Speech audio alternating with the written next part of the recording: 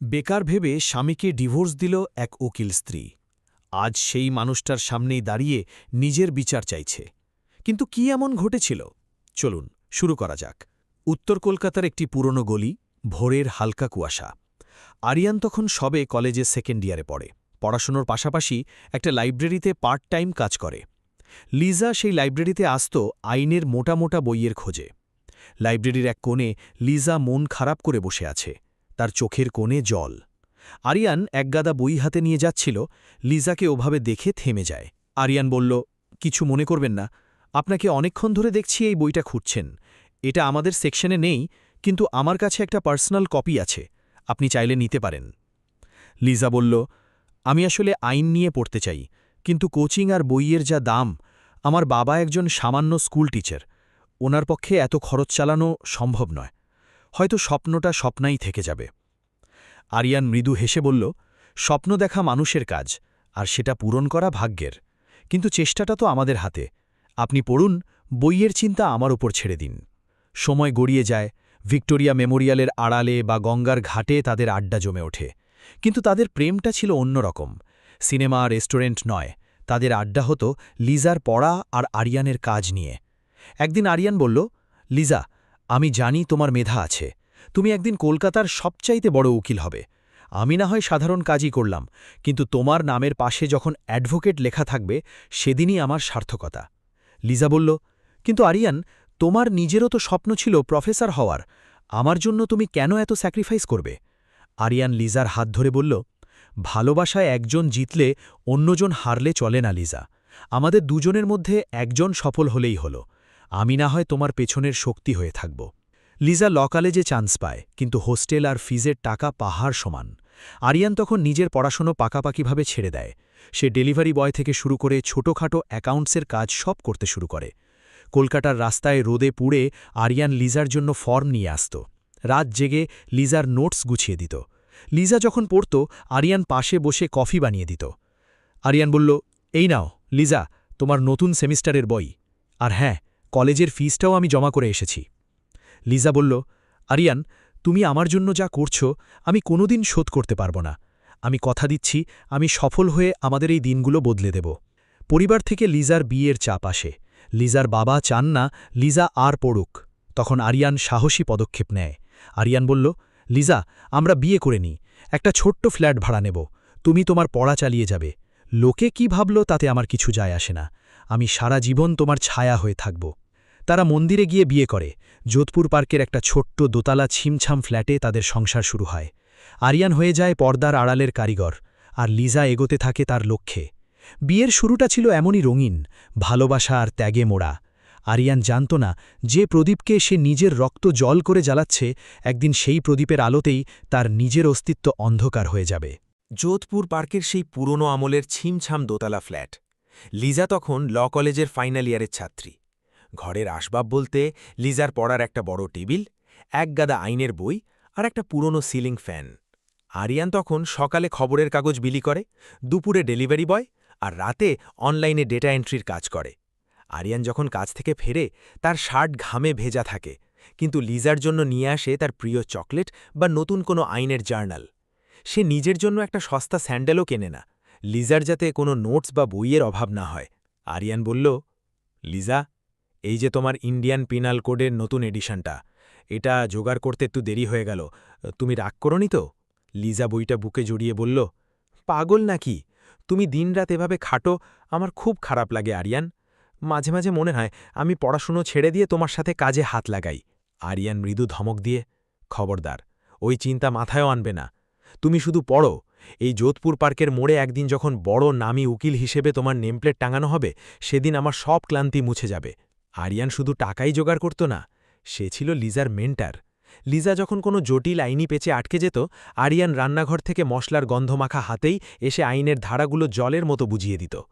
রাতে লিজা যখন ঘুমিয়ে পড়ত, আরিয়ান লিজার পড়ার টেবিলের এক কোণে বসে লিজার জন্য কেস স্টাডিগুলো হাইলাইট করে রাখত। সে নিজেও আইন নিয়ে অগাধ জানত, কিন্তু তার নিজের পরিচয়টা সে লিজার সাফল্যের নিচে চাপা দিয়ে রেখেছিল। আরিয়ান, লিজা, এই যে দেখো, ১৪৪ ধারা আর কারফুর মধ্যে পার্থক্যটা আমি এই খাতায় সহজ করে লিখে দিয়েছি, কালকের ভাইবা পরীক্ষায় এটা তোমার কাজে লাগবে। যোধপুর পার্কের মোড়ে আরিয়ানকে নিয়ে চায়ের দোকানে আড্ডা বসত। পাড়ার সুমিত্রা দেবীদের মতো মহিলারা আরিয়ানকে দেখলে নাক সিটকাতেন। পাড়ার লোকে বলতো, দেখো দেখো, জোয়ান ছেলেটা সারাদিন বাজারে থলি হাতে ঘোরে আর বউকে পড়ায়, লজ্জা নেই। বউ যেদিন ডানা মেলবে সেদিন আরিয়ানকে আর চিনতেই পারবে না। এসব কথা আরিয়ানের কানে আসত, কিন্তু সে শুধু শান্তভাবে হাসত। তার বিশ্বাস ছিল লিজার ওপর। সে মনে করত লিজা আর সবার মতো নয়। লিজা যেদিন গোল্ড মেডেল নিয়ে ল কলেজ থেকে পাশ করে বেরোয়, সেদিন আরিয়ান আদালত চত্বরের বাইরে দাঁড়িয়েছিল। লিজা কালো কোট পরে যখন বেরিয়ে এলো, আরিয়ানের চোখে জল ছিল। লিজা বলল, আরিয়ান, আজ আমি উকিল। এই কালো কোটটা আসলে আমার নয়, এটা তোমার ত্যাগের রং। আরিয়ান গর্বিত স্বরে বলল, না লিজা, এটা তোমার পরিশ্রমের রং। আমি তো শুধু তোমার কলমের কালিটা জোগাড় করে দিয়েছি মাত্র। কিন্তু কে জানত, এই কালো কোটের আভিজাত্য লিজার মনের রংকেও ধীরে ধীরে কালো করে দেবে।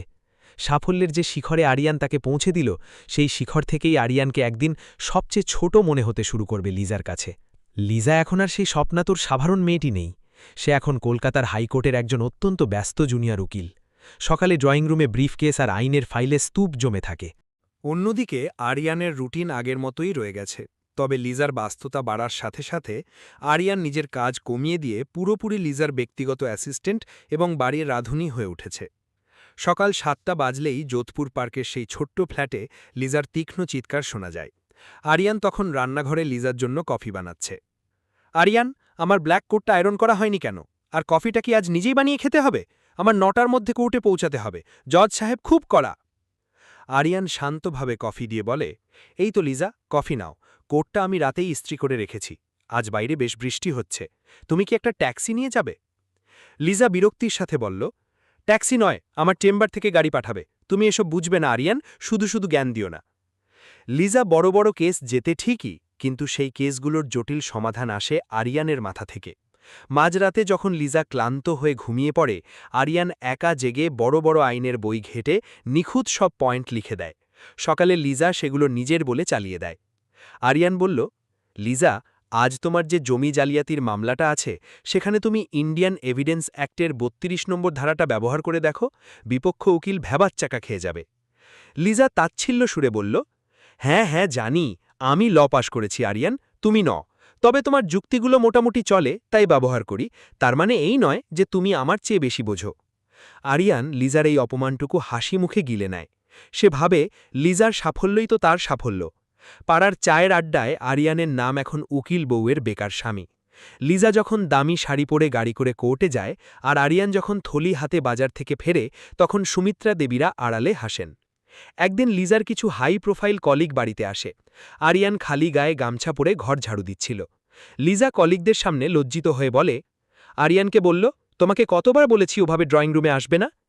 লিজা কলিগদের দিকে ফিরে বলল, ও আসলে আমার দূর সম্পর্কের এক আত্মীয়, বিপদে পড়ে এখানে আছে, তাই ঘরের কাজকর্ম একটু দেখে দেয়। আরিয়ান সেদিন স্তব্ধ হয়ে যায়। যে মানুষটি নিজের রক্ত জল করে লিজার কেরিয়ার গড়ল, আজ সে সবার সামনে লিজার আত্মীয় বা চাকর হয়ে গেল। স্বামী পরিচয় দিতে লিজা আজ লজ্জিত। রাতের খাবার টেবিলে এখন আর আগের মতো গল্প হয় না। লিজা সারাক্ষণ ফোনে কথা বলে, বড় বড় পার্টিতে যায়। আরিয়ান সাথে যেতে চাইলে লিজা সাফ না করে দেয়। আরিয়ান, আমার সাথে পার্টিতে গিয়ে তুমি কি করবে? তুমি কি ইংরেজিতে কথা বলতে পারবে? ওসব বড় বড় উকিলদের মাঝখানে তোমার এই সাধারণ চালচলন আমাকে ছোট করবে। তার চেয়ে ভালো তুমি বাড়িতে থাকো, ওটাই তোমার জন্য ঠিক। আরিয়ান নিচু স্বরে বলল, কিন্তু লিজা, আজ আমাদের বিয়ের ৪ বছর পূর্ণ হলো। আমি ভেবেছিলাম তুমি আর আমি কোথাও একটু। লিজা মাঝপথে থামিয়ে দিয়ে বলল, আমার কাছে এসব ফালতু আবেগের সময় নেই আরিয়ান। আমি এখন কেরিয়ারের এমন এক জায়গায় আছি যেখানে আবেগ মানেই সময় নষ্ট। আরিয়ান বুঝতেই পারল না যে সে যে প্রাসাদটি লিজার জন্য তিল তিল করে গড়েছে, সেই প্রাসাদের দেয়ালগুলোই এখন তাকে বন্দী করে ফেলেছে। লিজার চোখে এখন আরিয়ান একজন কৃতজ্ঞতার পাত্র নয়, বরং এক বোঝা। সাফল্যের নেশায় লিজা ভুলে গেল যে শিকড় তাকে ধরে রেখেছে, সেই শিকড়টিকেই সে আজ উপড়ে ফেলতে চাইছে। লিজা এখন আর ছোটখাটো মামলা লড়ে না। হাইকোর্টের করিডোরে তার এখন দাপুটে প্রচরণ। সেখানেই তার পরিচয় হয় অনির্বাণ চ্যাটার্জির সাথে। অনির্বাণ লিজার মতোই উচ্চাকাঙ্ক্ষী, সুপুরুষ এবং বিষয় বিত্তশালী পরিবারের সন্তান। তাদের পেশাগত পরিচয় দ্রুত ব্যক্তিগত আকর্ষণের রূপ নিতে থাকে। লিজা এখন আর কোর্ট শেষ করে বাড়ি ফেরার তাগিদ অনুভব করে না। সে অনির্বাণের সাথে দামি রেস্টুরেন্টে ডিনার করে, দামি ক্লাবে আড্ডা দেয়। অনির্বাণের জীবনযাত্রা লিজাকে মুগ্ধ করে। অনির্বাণ বলে, লিজা, তোমার মতো একজন ডাইনামিক মেয়ের সাথে ওই সাধারণ বেকার লোকটা একদম মানায় না। তুমি তো আকাশের চিল, আর সে হলো খাঁচার পাখি। তুমি কি সারা জীবন একাই এই বোঝা টেনে যাবে? লিজা ম্লান হেসে বলল, তুমি ঠিকই বলেছ অনির্বাণ। আরিয়ানের সাথে থাকলে নিজেকে খুব দমবন্ধ লাগে। ও সেই পুরনো দিনের ঘ্যানঘ্যানানি ছাড়া আর কিছুই বোঝে না। রাত 12টা বাজে। যোধপুর পার্কের ফ্ল্যাটে আরিয়ান লিজার প্রিয় খাবার রান্না করে টেবিলে সাজিয়ে বসে আছে। লিজা বাড়ি ফেরে অনির্বাণের গাড়িতে করে, মুখে দামি পারফিউমের গন্ধ। আরিয়ান বলল, লিজা, এত দেরি করলে? তোমার প্রিয় ইলিশ মাছটা রান্না করেছি, চলো একসাথে খাই।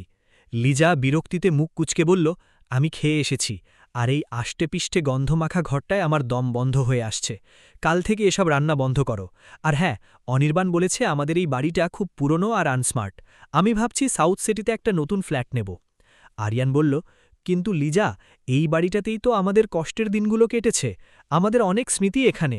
লিজা চিৎকার করে বলল, স্মৃতি দিয়ে পেট ভরে না আরিয়ান। ওই পুরনো দিনের দারিদ্র্যের দিনগুলো আমি মুছে ফেলতে চাই। তুমি কেন বুঝতে পারছ না যে তুমি আমার ক্যারিয়ারের পথে একটা বড় বাধা? লিজা আর অনির্বাণ এখন প্রায়ই একসাথে সময় কাটায়। অনির্বাণ লিজাকে প্ররোচনা দেয় আরিয়ানকে জীবন থেকে সরিয়ে দিতে। সে লিজাকে বোঝায় যে আরিয়ান তার স্ট্যাটাস নষ্ট করছে। লিজা, আমি তোমাকে আমার লাইফ পার্টনার হিসেবে দেখতে চাই, কিন্তু ওই লোকটা মাঝখানে থাকলে সেটা সম্ভব নয়। তোমাকে একটা কঠোর সিদ্ধান্ত নিতেই হবে। লিজা বলল, আমি জানি অনির্বাণ, আমি তো চাই ও নিজে থেকেই চলে যাক, কিন্তু ও তো নাছোড়বান্দা। তবে আমি ব্যবস্থা করছি। আরিয়ান সব বুঝতে পারে। লিজার ফোনের মেসেজ, অনির্বাণের সাথে হাসাহাসি কিছুই তার নজর এড়ায় না, কিন্তু সে তবুও চুপ থাকে। সে ভাবে হয়তো লিজা একদিন বুঝবে। সে লিজাকে ফেরানোর চেষ্টা করে, কিন্তু প্রতিবারই লিজা তাকে অপমান করে। লিজা এখন আরিয়ানের বানানো নোটস ব্যবহার করে ঠিকই, কিন্তু ব্যবহারের পর সেই খাতাগুলো আরিয়ানের সামনেই ডাস্টবিনে ফেলে দেয়। আরিয়ান নিভৃতে সেই ছেঁড়া কাগজগুলো কুড়িয়ে নেয়, আর তার চোখের জল সেই কাগজের কালি ধুয়ে দেয়। আরিয়ান, তোমার সামনে এভাবে ভিখারির মতো মুখ করে দাঁড়িয়ে থাকবে না। তোমার এই চেহারাটা দেখলে আমার ঘৃণা হয়। কেন তুমি একটা কাজ খুঁজে নিচ্ছ না? অন্যের দয়ায় কতদিন থাবে? আরিয়ান যাকে নিজের আকাশ ভেবেছিল, সেই আকাশেই আজ অন্য কারো মেঘ জমেছে। লিজা এখন আরিয়ানের ত্যাগের কথা মনে রাখে না। সে শুধু মনে রাখে আরিয়ানের বর্তমান বেকার পরিচয়। সে ভুলেই গেছে যে আরিয়ানের হাত ধরেই সে আজ এই অবস্থানে। অনির্বাণের হাত ধরে লিজা এখন আরিয়ানকে তার জীবন থেকে চিরতরে মুছে ফেলার নীল নকশা আঁকছে। বাইরে অঝরে বৃষ্টি পড়ছে। যোধপুর পার্কের ফ্ল্যাটে আরিয়ান অস্থির হয়ে পায়চারা করছে। লিজার ফোন বন্ধ। রাত 1টা, 2টো, তারপর 3টে, লিজা ফিরল না। আরিয়ান বারবার জানলা দিয়ে রাস্তার দিকে তাকাচ্ছে। প্রতিটা গাড়ির শব্দে তার বুক কেঁপে উঠছে। সারা রাত আরিয়ান এক মুহূর্তের জন্য চোখের পাতা এক করতে পারল না। ড্রয়িং রুমের সোফায় বসে সে লিজার পুরনো সব ছবি দেখছিল। সকালে যখন ভোরের আলো ফুটল, আরিয়ানের চোখ দুটো লাল হয়ে গেছে উদ্বেগে। সকাল 8টা। আরিয়ান আর বাড়িতে বসে থাকতে পারল না। সে লিজার অফিসের ঠিকানায় যাওয়ার জন্য বের হয়। যাওয়ার পথে সাউথ সিটির একটি অভিজাত ফ্ল্যাট কমপ্লেক্সের সামনে সে থমকে দাঁড়ায়। সে দেখল লিজা আর অনির্বাণ হাসতে হাসতে সেই ফ্ল্যাট থেকে বেরোচ্ছে। লিজার পরনে কালরাতের সেই একই শাড়ি, আর অনির্বাণের হাত লিজার কাঁধে। আরিয়ানের পায়ের তলা থেকে যেন মাটি সরে গেল। তার পৃথিবীটা 1 সেকেন্ডে ওলটপালট হয়ে গেল। সে কাঁপতে কাঁপতে লিজার সামনে গিয়ে দাঁড়াল।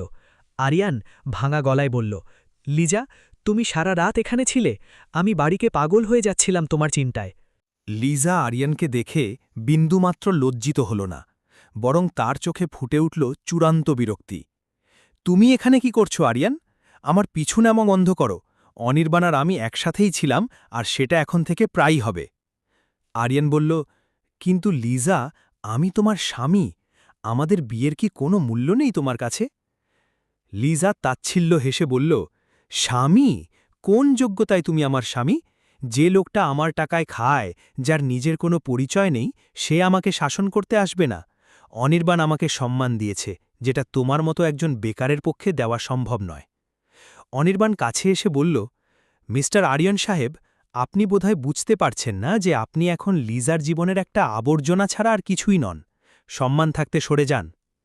লিজা ব্যাগ থেকে একটা খাম বের করে আরিয়ানের দিকে ছুঁড়ে মারে। এই নাও ডিভোর্স পেপার, আমি অলরেডি সই করে দিয়েছি। আমাদের সম্পর্কটা অনেক আগেই শেষ হয়ে গেছে আরিয়ান, আজ শুধু আইনি সিলমোহরটা বাকি। আরিয়ান পাথরের মতো দাঁড়িয়ে রইল। তার মনে পড়ল সেই দিনগুলোর কথা, যখন সে না খেয়ে লিজার পড়ার খরচ জুগিয়েছে। আজ সেই লিজা তাকে আবর্জনা বলছে। আদালতের ছোট একটি ঘরে শুনানি চলছে। আরিয়ান কোনো উকিল নেয়নি, সে নিজেই দাঁড়িয়েছে। লিজার পাশে দামি উকিল হিসেবে অনির্বাণ দাঁড়িয়ে আছে। বিচারক বলল, মিস্টার আরিয়ান রায়, আপনি কি এই বিবাহবিচ্ছেদে রাজি? আরিয়ান লিজার দিকে শেষবার তাকিয়ে বলল, মাইলর্ড, যে সম্পর্কে শ্রদ্ধা থাকে না সে সম্পর্কে শরীর থাকলেও প্রাণ থাকে না।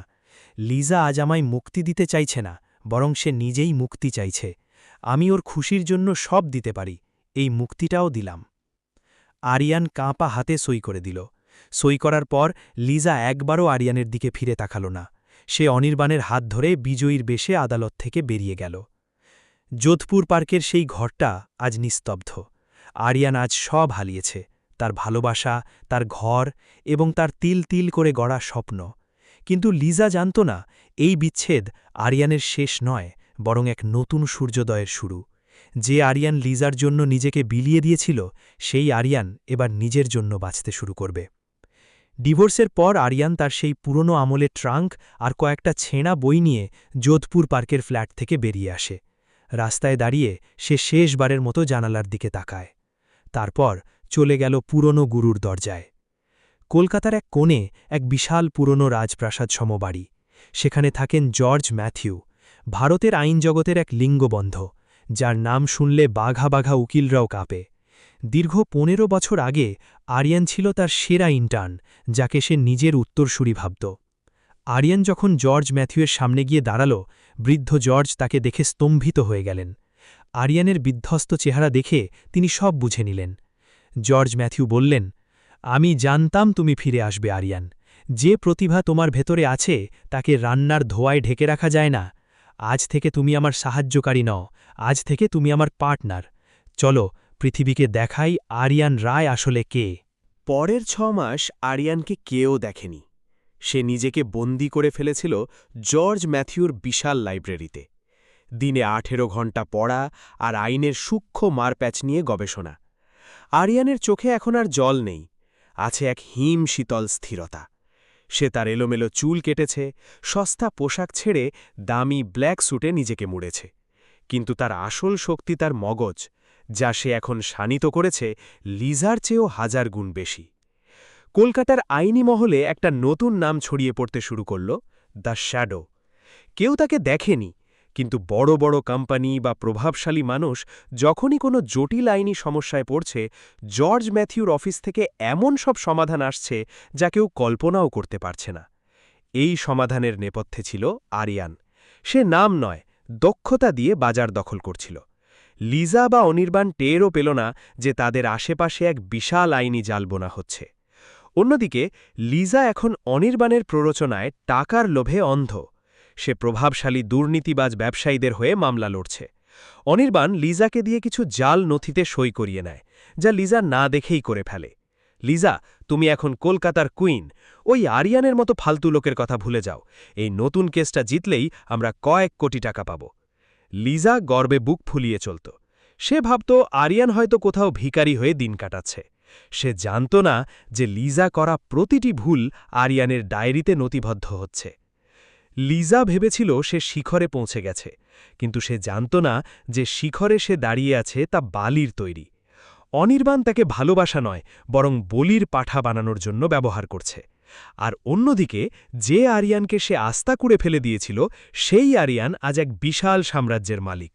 সময় আবার তার চূড়ান্ত চালটি চলতে শুরু করেছে। যোধপুর পার্কের সেই দোতলা ফ্ল্যাট, যেখানে একসময় খুশির জোয়ার ছিল, আজ সেখানে শ্মশানের নীরবতা। লিজা অন্ধকারের মধ্যে মেঝেতে বসে আছে। অনির্বাণ তাকে শুধু ব্যবহারই করেনি, জালিয়াতির সমস্ত দায় লিজার ওপর চাপিয়ে দিয়ে সে এখন ফেরার।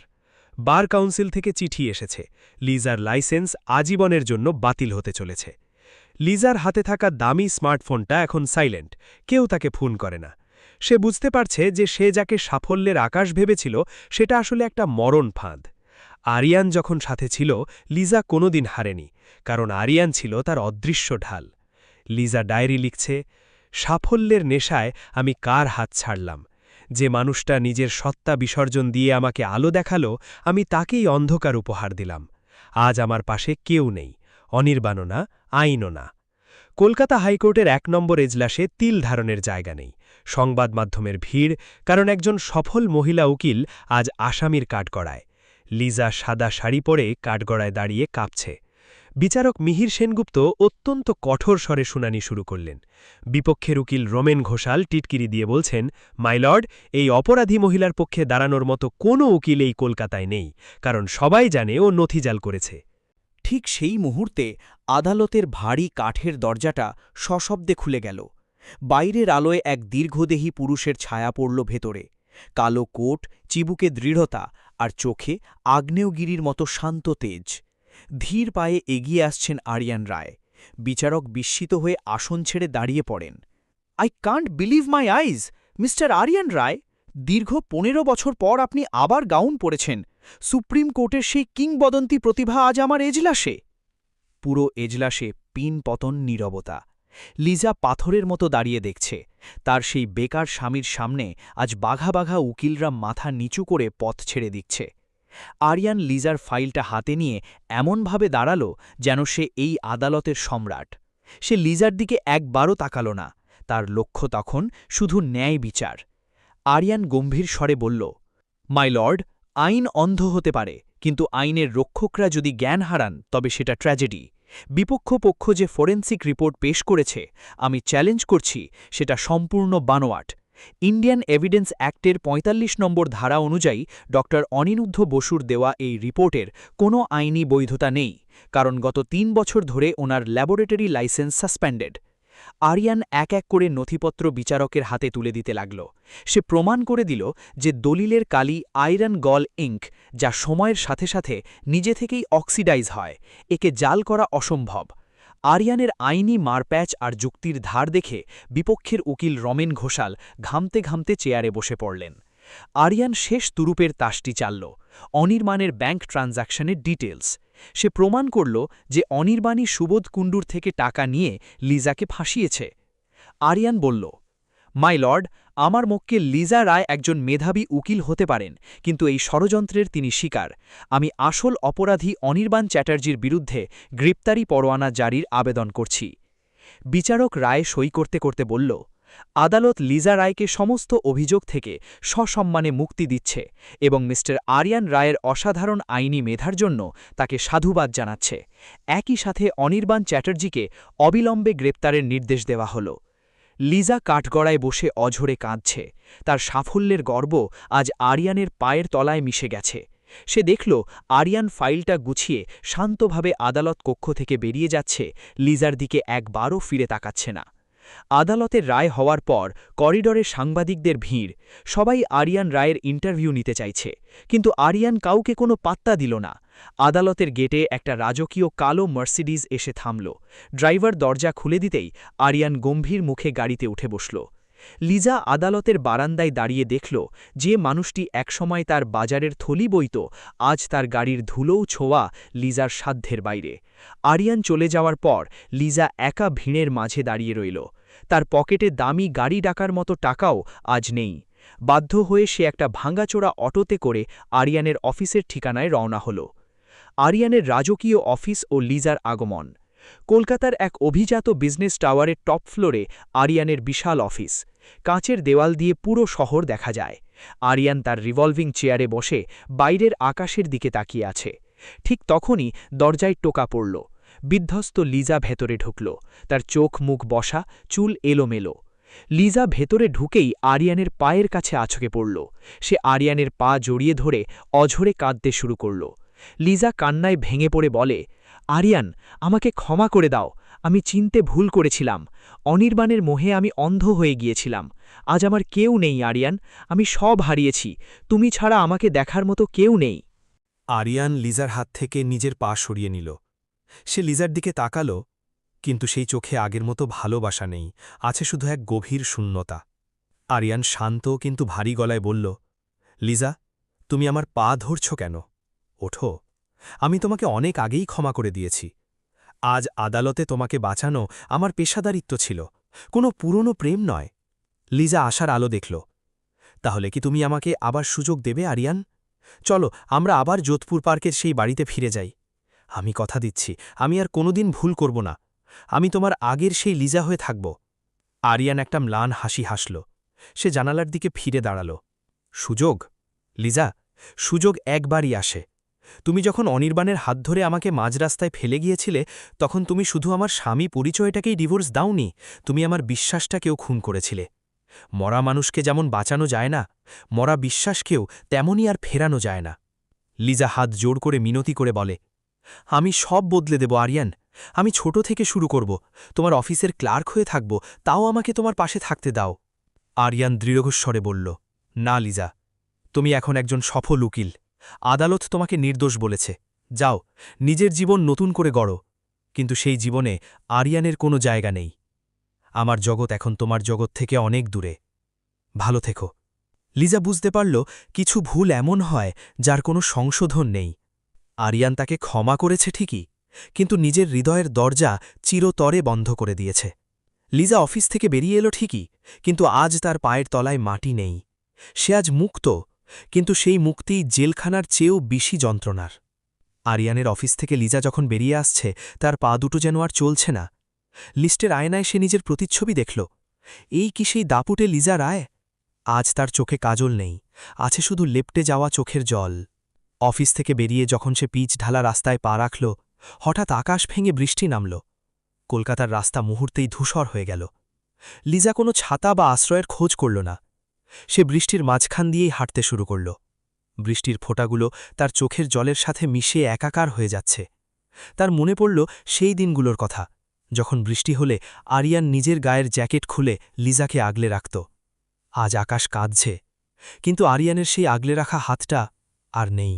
অফিসের বিশাল কাচের জানালার সামনে আরিয়ান দাঁড়িয়ে আছে। তার হাতে এক কাপ কালো কফি, যেখান থেকে ধোঁয়া বেরোচ্ছে। ওপর থেকে সে দেখতে পাচ্ছে নিচের রাস্তা একটি ছোট বিন্দু হয়ে লিজা হেঁটে যাচ্ছে। বৃষ্টির ঝাপটায় লিজাকে ঝাপসা দেখাচ্ছে। আরিয়ানের চোখে কোনো ঘৃণা নেই, বরং এক অদ্ভুত মায়া আছে।